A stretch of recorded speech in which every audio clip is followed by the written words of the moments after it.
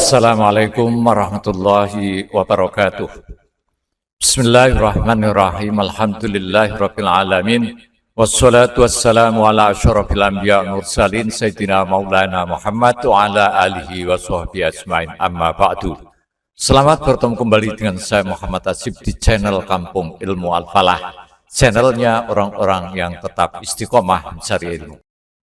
Pada kesempatan ini saya akan meneruskan pelajaran ilmu mantek yang akan membahas masa ilmil mantiki. Apa saja yang dipelajari dalam ilmu mantek?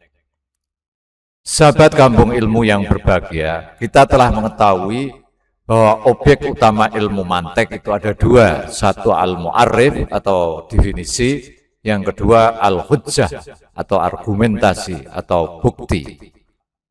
Bagian pertama, cara mendefinisikan sesuatu.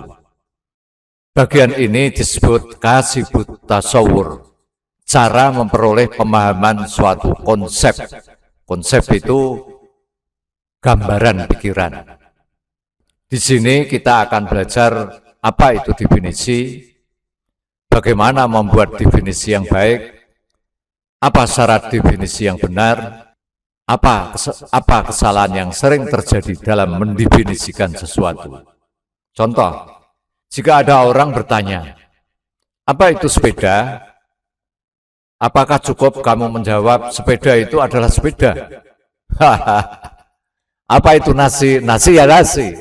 Tentu tidak. Jawaban tersebut tidak menjelaskan apapun. Mantek mengajarkan cara membuat definisi yang jelas dan tepat.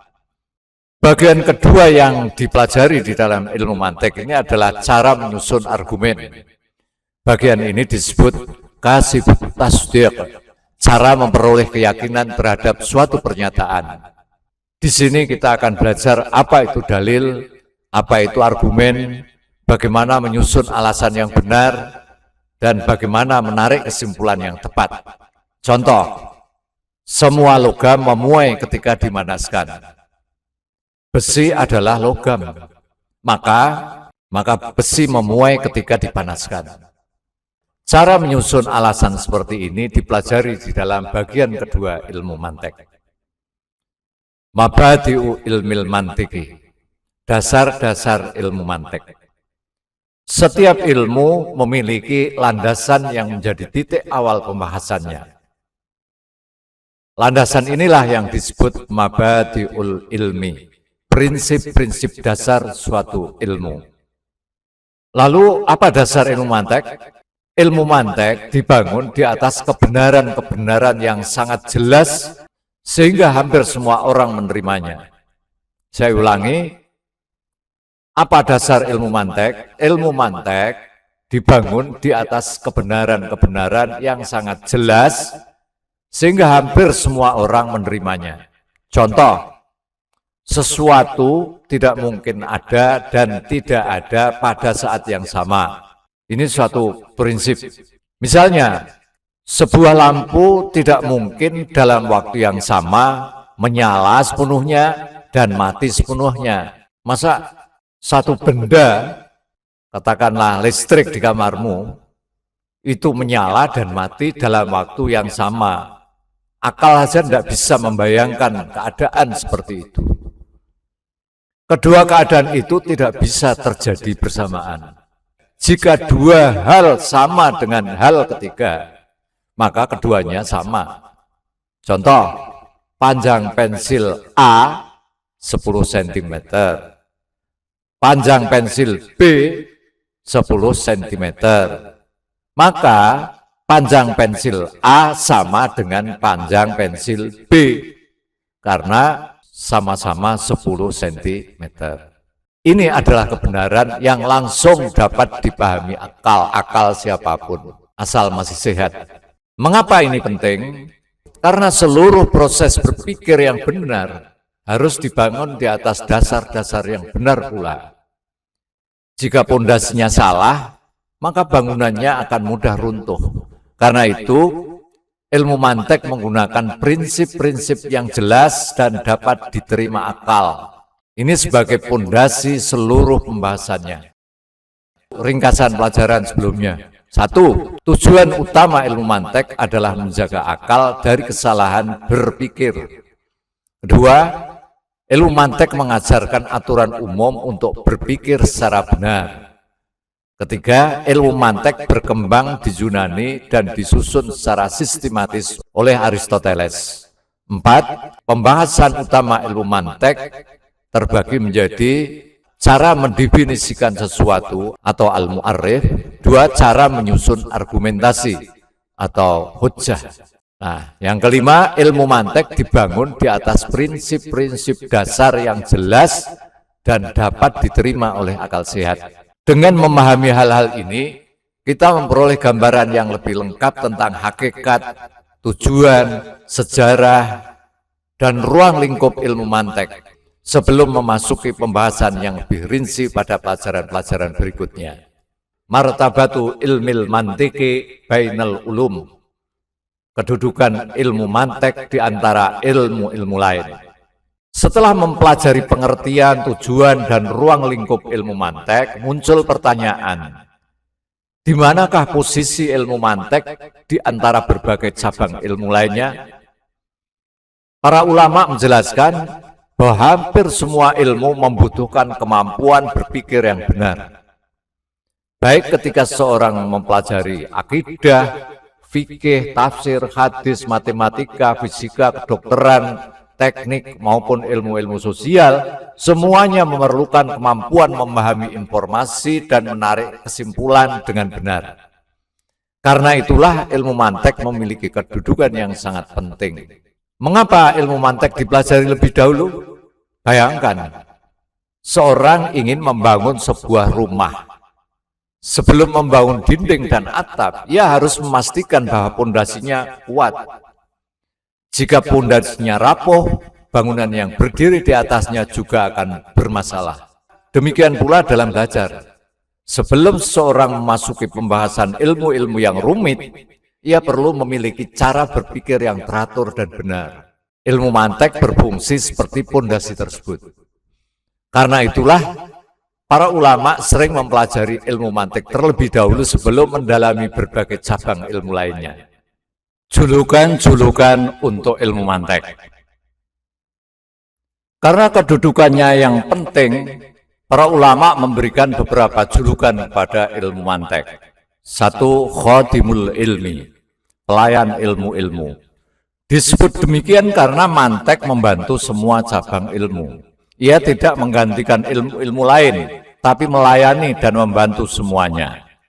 Yang kedua, ra'isul ulum, pemimpin ilmu-ilmu. Karena ilmu mantek menjadi pedoman dalam cara berpikir yang digunakan ketika mempelajari berbagai ilmu. Ketiga, al-mizan, timbangan. Sebagaimana timbangan digunakan untuk mengetahui berat suatu barang dengan tepat, mantek membantu menimbang benar atau salahnya suatu pikiran. Yang keempat, al-mi'yar, ukuran atau standar. Ilmu mantek menjadi ukuran yang digunakan untuk menilai apakah suatu argumen telah disusun dengan benar atau belum. Contoh, misalnya seorang siswa membaca dua pendapat yang berbeda di internet. Jika ia tidak memiliki kemampuan berpikir yang baik, ia mungkin langsung mempercayai pendapat yang paling banyak disukai orang. Namun jika ia memahami prinsip-prinsip ilmu mantek, ia akan bertanya, apa alasannya? Apakah ada bukti yang mendukung? Apakah kesimpulannya sesuai dengan fakta, dengan data? Apakah kesimpulannya sesuai dengan data yang ada? Dengan demikian, ilmu mantek membantu siswa menjadi lebih kritis dan tidak mudah terpengaruh oleh informasi yang keliru. Al-manhajul muttaba'u fi tahqiqi masaili ilmil mantiki. Metode yang digunakan di dalam ilmu mantek. Setiap ilmu memiliki metode tertentu di dalam membahas dan membuktikan persoalan-persoalannya. Misalnya, ilmu fisika menggunakan eksperimen dan pengamatan. Ilmu sejarah menggunakan dokumen dan bukti sejarah. Ilmu kedokteran menggunakan penelitian dan pengujian medis. Lalu, metode apa yang digunakan oleh ilmu mantek? Metode rasional dan demonstratif. Ilmu mantek menggunakan apa yang disebut al-manhajul burhani al-aqli, metode rasional dan demonstratif. Artinya, ilmu mantek menggunakan akal dan argumentasi yang jelas untuk membuktikan suatu perkara. Ilmu ini tidak bergantung pada dugaan, perasaan, atau tebakan semata. Sebaliknya, ia dibangun di atas satu premis-premis, muqaddimah-muqaddimah yang jelas dan benar. Dua, susunan pemikiran yang benar. Dan yang ketiga, kesimpulan yang lahir secara logis dari premis-premis tersebut. Contoh, perhatikan pernyataan berikut. Semua manusia akan mati. Ya enggak? Ya. Ahmad adalah manusia. Lalu apa yang ada di dalam pikiranmu? Pikiranmu pasti akan menyimpulkan Ahmad akan mati. Mengapa kita menerima kesimpulan tersebut? Karena kesimpulan itu lahir secara logis dari dua pernyataan sebelumnya.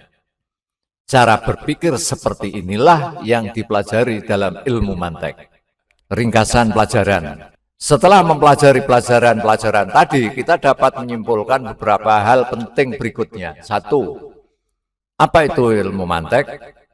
Ilmu mantek adalah alat yang membantu manusia memperbaiki cara berpikirnya, sehingga terhindar dari kesalahan dalam mengambil kesimpulan. Karena itu para ulama mendefinisikan sebagai suatu alat yang berupa seperangkat aturan yang apabila diterapkan dengan benar akan menjaga akal dari kesalahan dalam berpikir. Dua, apa yang dibahas dalam ilmu mantek? Ilmu mantek memiliki dua objek utama. Satu, al-mu'arrif, yaitu cara mendefinisikan suatu agar konsep yang belum diketahui menjadi diketahui. Contoh, komputer adalah perangkat elektronik yang digunakan untuk mengolah data. Itu contohnya. Itu contoh definisi. Yang kedua, al-hujjah, yaitu cara menyusun alasan atau argumen yang benar untuk membuktikan suatu kesimpulan. Contoh, semua siswa wajib belajar. Ali adalah siswa, maka Ali adalah wajib belajar. Tiga, tujuan ilmu mantek. Tujuan utama ilmu mantek adalah menjaga manusia dari kesalahan dalam berpikir. Empat, siapa penyusun ilmu mantek? Tokoh yang menyusun dan membukukan aturan-aturan mantek secara sistematis adalah Aristoteles. Namun ia bukan pencipta kemampuan berpikir manusia, melainkan orang yang mengumpulkan dan menyusun kaidah-kaidahnya. Apa saja pembahasan ilmu mantek? Pembahasannya terbagi menjadi dua bagian besar. Satu, kasibut tasawur, yaitu cara memperoleh konsep, cara memperoleh gambaran yang benar. Disebut juga al-qaulus syarih atau definisi. Yang kedua, kasibut tasdiq, cara memperoleh keyakinan. Disebut juga ad-dalil atau argumen atau pembuktian. 6. Dasar-dasar ilmu mantek. Ilmu mantek dibangun di atas prinsip-prinsip yang sangat jelas dan diterima oleh akal sehat, seperti sesuatu tidak mungkin ada dan tidak ada pada saat yang sama. Dua hal yang sama dengan hal ketiga pasti sama satu sama lain. 7. Kedudukan ilmu mantek. Karena hampir semua ilmu membutuhkan cara berpikir yang benar, maka ilmu mantek memiliki kedudukan yang sangat penting. Oleh sebab itu, ilmu mantek sering dijuluki pelayan ilmu-ilmu atau khadimul ilmi, atau pemimpin ilmu-ilmu, ra'isul ulum, atau timbangan al-mizan, atau standar al-mi'yar, standar dan ukuran ilmu. 8. Metode apa yang digunakan mantek? Ilmu mantek menggunakan metode rasional demonstratif, al-manhajul burhani al-aqliyi, yaitu metode bertumpu pada akal, bukti, dan susunan argumen yang benar. Assalamualaikum warahmatullahi wabarakatuh. Muhammad Ajib.